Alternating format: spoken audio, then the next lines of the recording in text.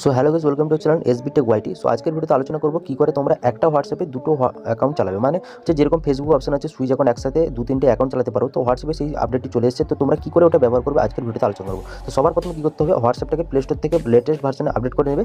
Update করার পর যে কোনো হোয়াটসঅ্যাপ হতে পারে, আপনার কাছে হোয়াটসঅ্যাপ বিজনেস হতে পারে, হোয়াটসঅ্যাপ নর্মাল হোয়াটসঅ্যাপ হতে পারে। তো সবার প্রথমে আমি হোয়াটসঅ্যাপ করে দেখেছি। তো সবার প্রথমে হোয়াটসঅ্যাপে চলে আসবেন। হোয়াটসঅ্যাপে চলে আসার পর এখানে সেটিংয়ে যাবেন। দেখুন এরকম একটা অপশন আছে, দেখতে পাচ্ছেন প্রোফাইলের সাইডে কিউআর কোডের সাইডে একটা অপশন আছে, এখানে ক্লিক করবেন। দেখবেন অ্যাড অ্যাকাউন্ট অপশন আছে, আপনার অ্যাড অ্যাকাউন্ট অপশনে ক্লিক করবেন। দেখুন নতুন একটা হোয়াটসঅ্যাপ ওপেন হয়ে গেছে। এখানে এগ্রি এন্ড কন্টিনিউ করে নেবেন। আপনার কাছে যদি কারো কোনো হোয়াটসঅ্যাপ লিঙ্ক করতে চান, এখানে আপনার লিঙ্ক অ্যাজ কম্পানিয়ন ডিভাইস করে নেবেন কিউআর কোড স্ক্যান করে। আর যদি একটা নাম্বার দিয়ে লগ ইন করতে চান তাহলে করবেন। তো আমি একটা নাম্বার দিয়ে দিচ্ছি, তো নাম্বারটা সিম্পলি বসিয়ে আমি দেখিয়ে দিচ্ছি।